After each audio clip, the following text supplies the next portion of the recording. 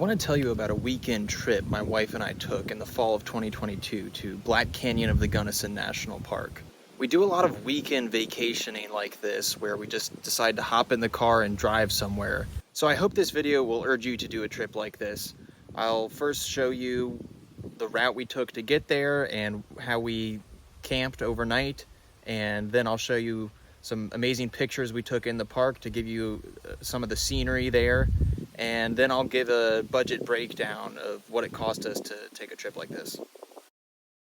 Black Canyon of the Gunnison is in western Colorado. When my wife and I took this trip, we were living just outside of Denver. So we took I-70 west up to Copper Mountain exit.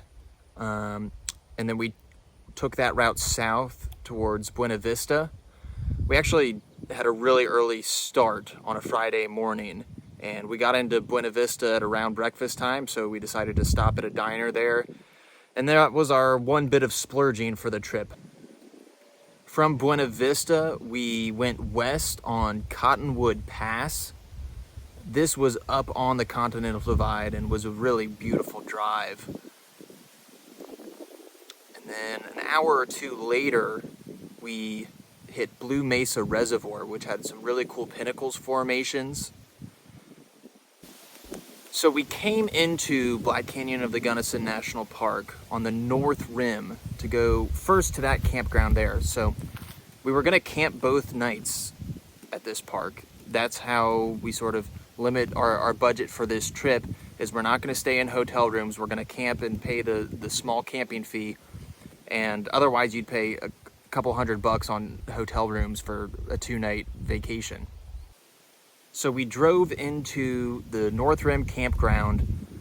It was getting close to sunset, and we actually snuck into the very last spot available in the campground, so we were kind of lucky in that regard.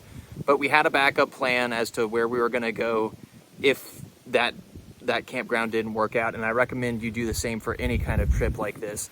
Always have a plan for where you're going to go if the campground situation doesn't go smoothly. And it was actually perfect timing that we got in there too, because we got to watch the sunset over the canyon, which was absolutely magnificent.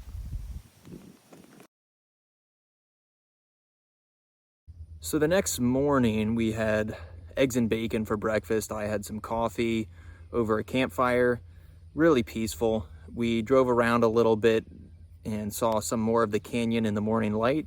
And then we got ready for a hike up Green Mountain, which was about a 7-mile hike. Pretty close, the trailhead was pretty close to our campground there, so we didn't have to go very far for that. Still on the north rim, but that was really beautiful because it gave us some more perspective and a higher viewpoint looking down on the canyon, and it's a steep canyon.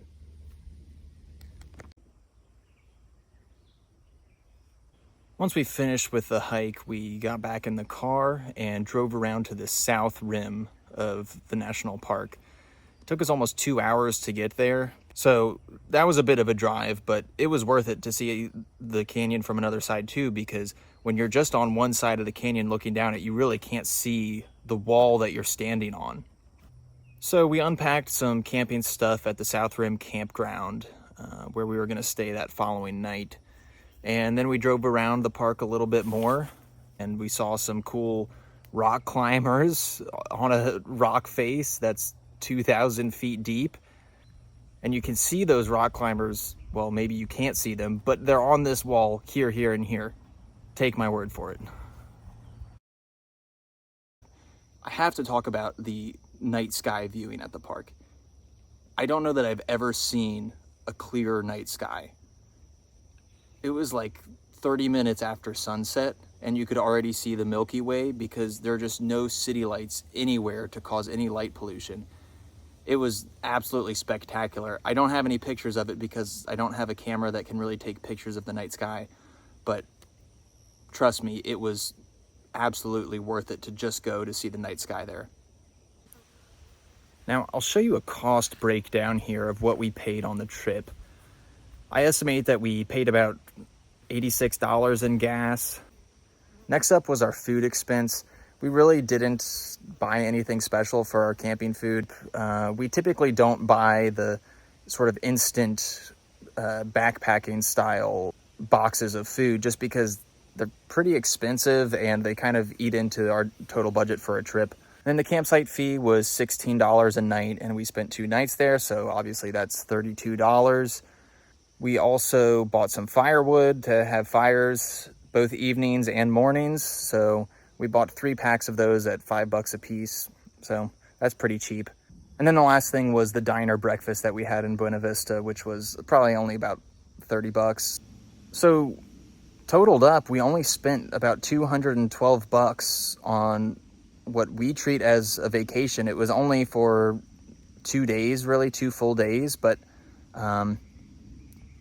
I mean, this is as good as it's going to get in terms of a vacation, and it can sort of fit into your work week. If you get a 3-day weekend, you can do a trip like this, or even if you're just looking at a normal 2-day weekend, you know, drive somewhere closer to you and take a trip like this. It's not that expensive. The limiting factor is really just going to be how much does it cost to get there in terms of gas. Overall, this was a fantastic trip to a great national park that I hadn't heard about until I moved out to Colorado a couple years ago. It was really spectacular. The views were stunning. And if I were to go back, I would probably bring my fly rod and try actually fishing the river, going down in the canyon and catching some nice sized trout.